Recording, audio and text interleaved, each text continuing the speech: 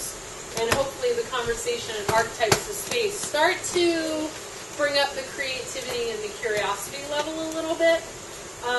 I love this little lesson, and I'm not going to claim that I'm the one who brought this lesson forward to people. First of all, I don't know in this course if you're going to get a chance to go to Dalton Pastures in New Hampshire. Lauren Chase Rowell owns Dalton Pastures. She's a permaculture teacher, and she teaches quite a bit with Steve Whitman and with Josh. And Lauren and I have taught together many times. And Lauren brought this lesson into, I think it was down in Manchester when we taught together. We've taught a few places together. And it really resonated with me. And so I started to incorporate it into my teaching. And then I found this book. The name of it is The Magic Land, Designing Your Own Enchanted Garden. And I'll leave this on the table. And the author of this book talks about archetypes of space too. So now I'm like, all right, I want to share this with all of you because, and I was saying this to a couple of you as we were settling in, one of the things that's important when we're designing spaces, and Josh alluded to this morning, is we need to have fun with it. We need to let creativity flow. And when I think of the times that I was most creative and probably had the least amount of concerns about what people thought is when I was a kid. You know, I was like, whatever, I'm just going to do whatever that, is playful, whatever I love. So the archetypes of space brings us back to our early child memories of places that we used to go in nature. So if you'll indulge me for a moment, I'd like to do this kind of visualization exercise with you to get us started. So as you get comfortable, take a moment and close your eyes. Try not to fall asleep on me. So as you close your eyes, I want you to think back to your childhood. And think back to the places that you used to go in nature as a child. It doesn't matter which age. Think of the places that you used to go to daydream, places that you used to go for reflection.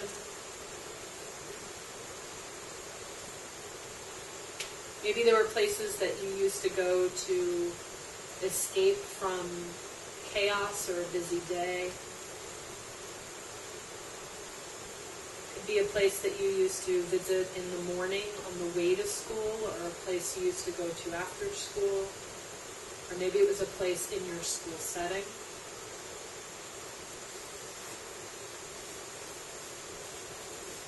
Where did you go outdoors on the weekends with your closest friends?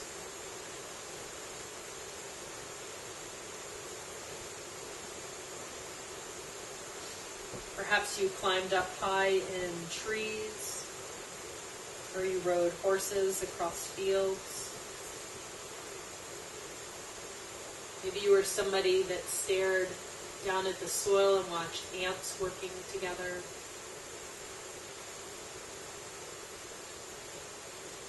Maybe there were places in the house that you took refuge.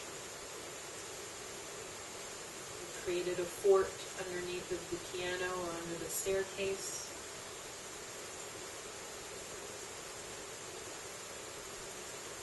Maybe there were places that you sought that were in your town or in your city, like an arboretum, or a museum, or coffee houses.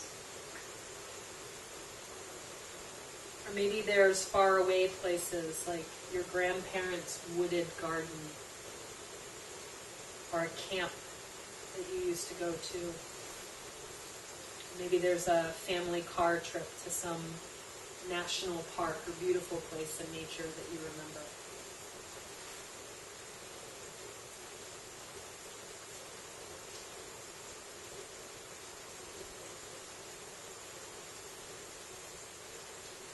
Take a few more moments here, just taking in those sights, those places that resonate, that come to the surface for you. Notice how you feel when you bring yourself back to those spaces.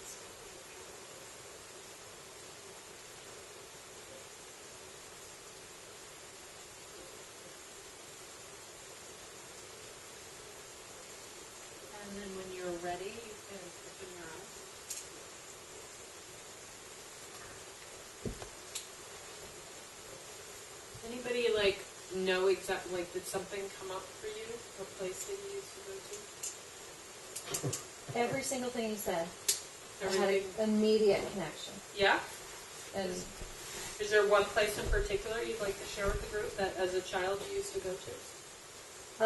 The land that I'm designing Nice. this course. What does it look like? My first memory is 1967. Riding in a wheelbarrow across the field into the woods. Nice. The rest of my family went to Expo in Montreal in 1967. It was a big world expo, and they left me, and I got over it really quickly. The field, nice. Cool. And everybody else? Grandpa. Any other memories coming to the surface right now? For me, it was actually kind of interesting. I was thinking about when I was, I guess, age like 5 to 10, living in Indiana, and we lived on the lake. But half of our property, the whole back side of the house was wooded, but then the right side of the backyard was what had been cleared, and then all the way down to the dock. And it was funny because instantly I kind of went right back into the woods, which we used to play in the woods very often, and it made me think we never used that clearing space, really, which was funny, because when playing as kids, my brother and I were always in the woods with all the neighborhood's kids, but we never used, like, the clearing ever, which is interesting. Like the clear lawn that everyone wants. Like, we didn't. That's not where you play. No, that's not what we didn't use it. Yeah, and that's what I thought about. That's your wizard brain. Huh? Open space is It's always safe. into the woods. Yeah. There's safety in the woods. Yeah. You can always hide behind a tree. Others? Were there other places? You laughed. Well, there wasn't, there wasn't a lot in the housing projects in Lowell, Massachusetts to look at. But I did used to go down to the Skeevy Canal behind the wool mill. There were carp in there the size of sharks. And good way to yeah, I know, but they were big. You could ride them. They were, and the water was filthy. It was full of chemicals. So the weirdest things were growing, but I've never seen since. Yeah. I don't know what they were, but I do have Nature. Yeah, they were nature, all right. Yeah. I saw Chernobyl. I think you find a lot of them in Chernobyl. Yeah, probably. But you find a place, right? That's where I used to go. Right. I used to go down there with the .22 rifle and shoot the bell in the Congregational Church. I've heard that bell rung, but now That's still fun. My guess is that everybody in this room has an abundance of those connections, and that's why we're here. Somewhat. Because we're looking for it. But that's an assumption. I've been in circles and people with permaculture that haven't. Okay. That have had very different experiences and come to permaculture because it's something that was lacking in their childhood or lacking in their lives. Connection to nature, and they found it in their adult lives. So, yeah. Yeah, that's interesting. So, in Julie's work in this book, there are these 7 archetypes, and the reason why I had you kind of go back to those childhood memories is because we can typically connect them. It's sort of like patterns. We're like, oh yeah, that resonates with me. And when you're designing your own homes and your own lands, if 2 or 3 of these you're like, oh yeah, that really describes a space that I love, then design your gardens that way. If it's enclosed spaces, and we'll talk about which archetype that is, where you're kind of completely enclosed and encased, then create spaces that feel like that. Creating an open field with flowers on the edge, that's not a place that's going to resonate for you, so don't design that. And when we're designing public spaces, so you're doing a design for school, okay, so school, or here at Dacres, where we have all different people coming in, we want to think about trying to include a variety of archetypes, because just because one resonates for us doesn't mean it's going to resonate for everyone. And especially with kids, they're going to meander through all of them, typically. So let's go through these. So the first one, I'll be referring to my notes so I can see them. I should have kept my glasses on the light in here. The first one is called the sea. And what's sea as in like ocean, water. And the other way that this is described is total immersion. Okay. So this would be, here I am, little stick figure me, and as Kate was saying, I am completely surrounded, I am completely immersed in a wooded setting. There are things all around me. I feel safe and secure in this space. I can probably hide in here. You might not find me for a while. Can I give an example? A telephone pole across the street from my house. A neighbor planted cedar trees all the way around the telephone pole. It was like our haven. We loved that place. Yep. Into the cedars. And so this is, so each one of these 7 is also linked to, this could go more further than you want to take it, but if you think about it, each one of them is linked to a certain developmental stage of our lives. And so this one is often referred to as that feeling of being in the womb. Okay? And the reason for saying sea is because this could be total immersion in the water, like being in a pool or a lake, underwater. Okay? This is an example here of being totally immersed in the trees or in the woods. What are some other examples? There's one, cedars, completely, this telephone pole is completely immersed in cedars. Can you think of other places? The one that came to mind for me was behind some evergreen shrubs right up against the house. I don't even know what house. What Right. we moved around. I don't really know, but Yep. that's safe, you know, and it's sort of the smell of the evergreen, but it's completely enclosed. And no one quite knew, that you're there. Yeah, these are great places to hide typically, right? And there is this, as it connects to the womb, there's this like, I'm completely enclosed. These places tend to feel very safe and secure when we're in them. We used to spend a lot of time in really big rocks with caves and such, Nice. You're getting into my second. You're going to do this to me all day, aren't you? That's fine. You're more than welcome to. We're on the same wavelength today. I love it. So what Buddha's referring to is moving into the second one, which is the cave. And this one, sometimes we call this like a nestling in.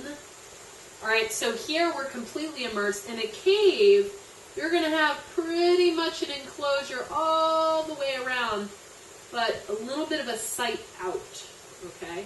So when I was young, I was the master of creating forts in my house. My dad would come home and be like, oh my God, the minute you walked in the front door, there was just one sheet after the next, it was like a tunnel you'd have to find, and there was always some little turnoff somewhere that an adult might not see, but I knew, and it was a cave, and I would hide back in there. I loved caves as a kid. So those places that we can hide, and this is equivalent to, if this is the womb, this is, okay, we're here in the world, and now we're in our crib. We're very swaddled or, still feeling pretty enclosed, but now we have this little narrow opening view out into the world. Other cave places besides an actual cave, and I said fort. What is that first word called? Crib. Crib or swaddling, fort, cave. I remember as a kid, my dad was a florist and greenhouses, and used to have boxes for planting bedding plants, marigolds, petunias, and whatnot. Had them stacked up on some rafter. And I knew just how to get up on the soil pile, to get up into the rafters, and just to be surrounded by these, I think they were fish boxes, actually. And that was my place where I would go and tell stories to myself. So that was my cave. Yeah. Nice. I love it. I love it. We used to build these, like a modified structure between like a wiki up and a lean-to in the hollows from where trees had toppled with the wind. So where the root ball had vacated. Yeah. down underneath. Yeah, you could camouflage them really well.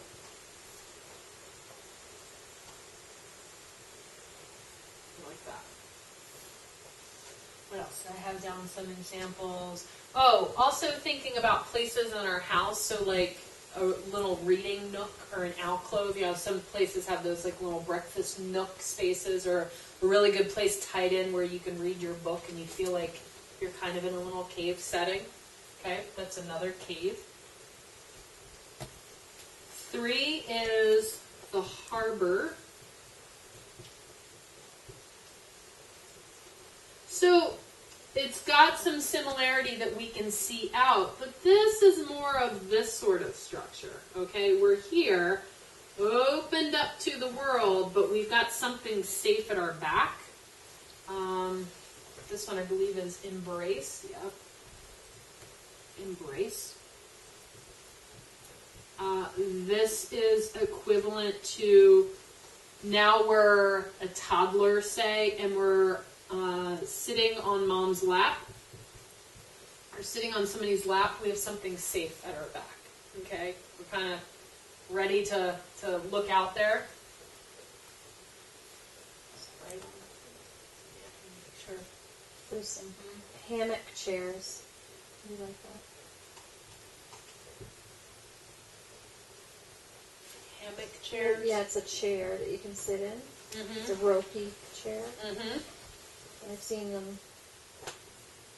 Like you can go right inside them. A really good example of this one is, and we've probably seen this in gardens before, where there may be a wall or some trees or some shrubs or something here, and then there's a bench that backs up to it, and it looks out onto the world, but there's this really sturdy wall behind us with some sort of vegetation, and the bench backs up to it. You've seen those places? That's a very harbor feeling. You have something very sturdy at your back, and you're looking out. So, starting to get a little bit more out there, if you will. What are some other examples of harbor? Rock overhangs that aren't actually a cave. Yeah, and that one's going to, it could. So here's the other thing with archetypes of space, is that something for me that might feel very cave, and I might put it up here, you might go, that feels a little bit more, like each one of us are going to have our own interpretation. You're going to see this one come up again in our next one. But yeah, certainly a rock overhang, especially if you had like a boulder or something big at your back and you were looking out. Would a park bench fit? Or is that too exposed on the back still? I think a park bench, again, if it's up against something. So park bench that had, trees behind it. Trees with park bench or shrubs, something at its back. I always think of like the way we build like dugouts at baseball fields. Like there's that like real structure behind you, but then you can see the wide open field. And you always come back there to have that safety at your back after you've been out to that. Okay. I can fit one more down here. Trees with a park bench. The one above it. Rock overhang. Rock overhang. So where that one goes, the rock overhang, this next one, you really see it here. This space is called the promontory. Promontory. This is extension.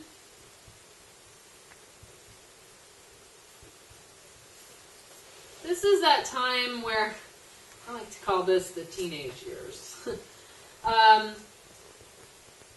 This is when we're starting to explore. We're starting to leave the nest. We're going out into the world. We're kind of teetering there. This is very edge, if you will. And so I always draw this picture. This is what made me think of it. But I always draw this as I draw like some rock, and the person is sitting right here with their legs dangled. That's very promontory. Okay, hanging back. Where are some examples of promontory in landscapes? clearly your cliff faces Yeah. and such. Yep. Hiking to the lookout.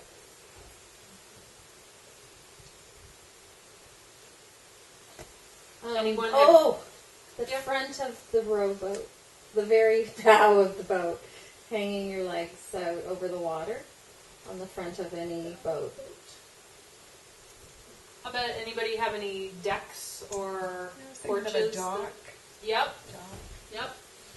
Decks, docks, anything that extends out. I've gotten Yeah. that same effect in some really large trees, Yep.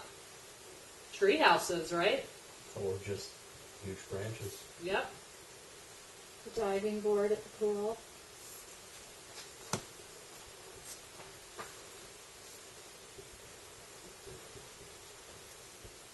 We get this one, like this one. Look at all the examples we have. Yeah, so just a little side note, the land that my husband and I bought has a huge gorge in the middle of it.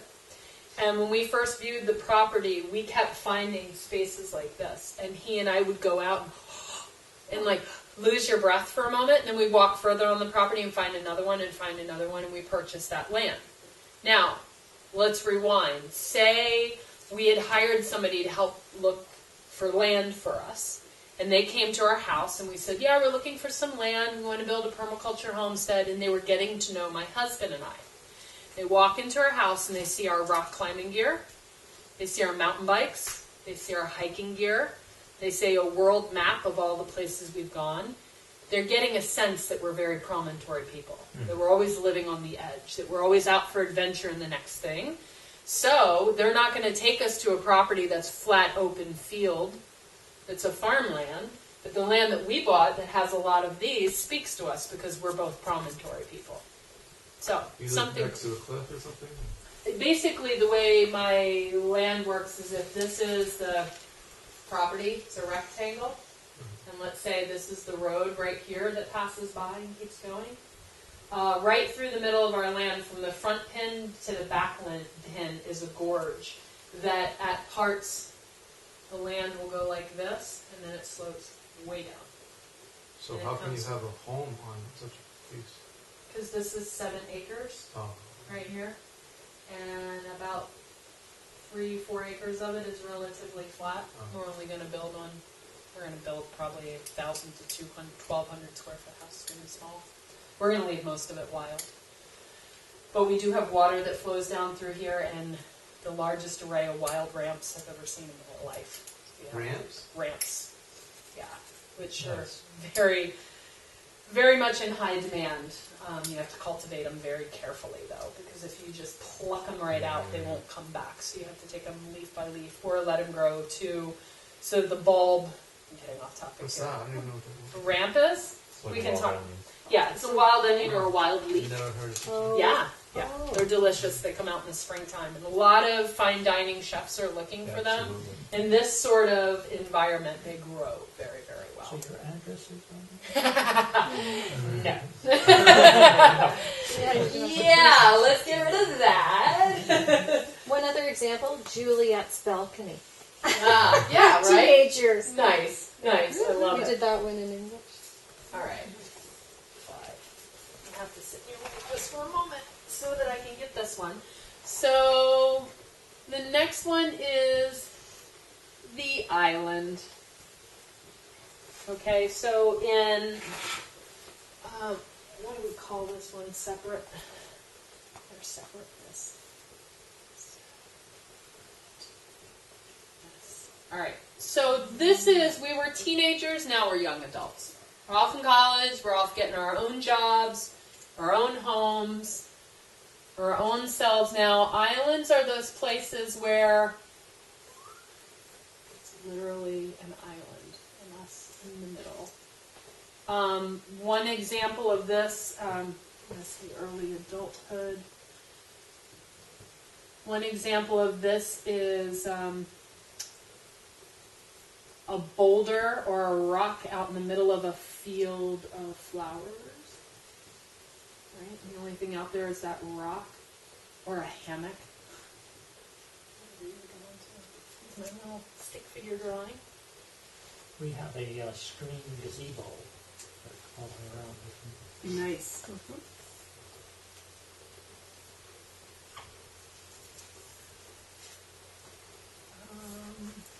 Rock. Field. What else? What else feels like an island? A raft that you can swim out to instead of staying on the beach. Yep. And I know that beaches are great for toddlers, but when you have middle schoolers or high schoolers, they need a raft. Yep. Someplace out in the middle. Yeah. Anyone else? Island. So I say screen gazebo. Screen gazebo. Rock in a field. Raft. Not to get too literal, but often enough people have an island in the middle of large ponds. Right. Yeah. Right. Actual islands. And just seeing a bird able to sit out there on the island is relaxing. You know? Well, and some of this too, you remember we're going to be relating this back to designing gardens. So some of this could be, for instance, when you put, we have this section of our yard now in Littleton, which we just leave completely wild, and in the middle of it is a birdhouse, right? So it's an island. It's kind of in the middle all by itself. There's nothing else out there but this birdhouse. So how can features have that kind of island feel to it? Again, remember, when we're designing public spaces in particular, you're trying to figure out how to include, you don't have to include all of them, but it helps with design, that not everything has to be enclosed or promontory, but there can be a couple of these. The next one is the mountain.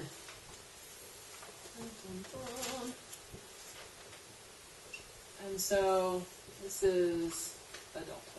Not early adulthood, this is, I want to say prime years probably, because I'm in this mountain area myself right now. So mountain, any place that gets you high up on the land, up on some sort of peak. What's the word that we do with mountain transformation? I love that. So that's the word that kind of correlates to this. What are some examples besides an actual? You guys are summing up a mountain. What else? What else feels like the highest point?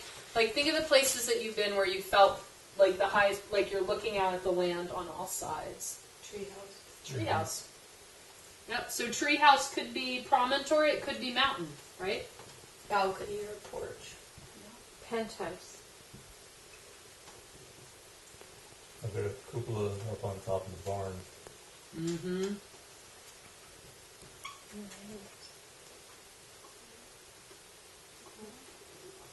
That's his transformation. Yep. Transformation. Like okay. Yeah. Like initiation or something? Or, well, that'd be sort of really adulthood, wouldn't it? Right. So this is for me, and I think, I don't know, the reason for using the word transformation is because you've been through all of this, and this is when you kind of transform and become your own unique self. All of these experiences, from being completely immersed in family and in a womb, to being swaddled and cared for, starting to look out onto the world, finding your extension, being alone for a while, then you develop into, that's kind of that transformative period. And not to say that this doesn't all happen in a very quick amount of time, right? Some of us have experiences in our lives that make us have to grow up really fast. So we might feel connected to mountain when we were 13 years old because of life experience. There's no right or wrong to this. This is just the way Julie had kind of explained it in the book, so that people could see the evolution of it as it relates to a timeline. But you know, and I think just because, like, so for me, I'm here now in my life, but I'm still very here in my life too. There's something about this that intrigues me. I love mountains, I love summits and all, but promontory, that edge, is more exhilarating to me than even mountain. So I just know that about myself, and so I would design more of this than I would this, even though the two are similar in a way. Last one, the sky. is transcendence on this one. And this is that time in your life, we'll call it, I don't know, I want to say elderly, but later years maybe?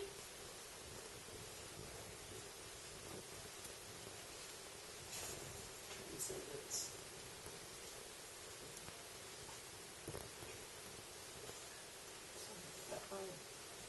And Yeah, thank you. I was like looking down my notes. All right, so sky is any place that you're going to have a good vantage point of the sky. Okay, how many people in here are like really drawn to a night sky? Like stargazing, looking at the moon and all. Some of us, right? So you've got some sky quality in it. This, I always like to think of this one. This is a great place for, there's a little tree, where you have a swing that comes out over the land. Let's draw a moon in. Why not? Funky moon. Anyway, the stars. And you've got a vantage point of the sky. Right? Like you're looking out at the sky. So swings, typically anything that gets us into the air, closer to the sky, relate to this. I think the lounge chair. Lounge chair looking up. Yes, you actually can't always look up when you get older, unless you're in one. And then you get to see the sky from your lounge chair. I think they're very popular right now with aging people. What else does it relate to sky? Well, I came up before the hammock then is similar because And you it are, you know, makes you get to look up at just the the other day trees. I lay down on the deck on a pad and Oh, yeah. there are acorns up there in the tree. Oh, there's sky up there. You know, so I don't tend to look up necessarily. It gets harder and Yeah. harder to figure out. So I'm writing views to sunset and sunrise, Yeah. right? So some of us are very drawn to seeing that early light or seeing the setting sun. Yeah. So positioning places in the garden to take that in, that's a very sky kind of archetype.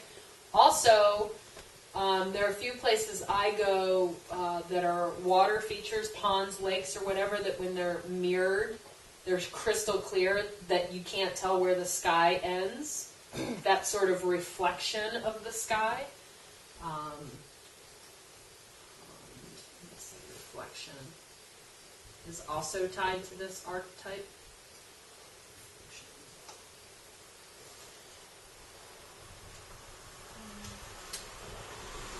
So are there, now that we, I started this little lesson by saying, you remember those places in your childhood that you used to go. So different spin on that.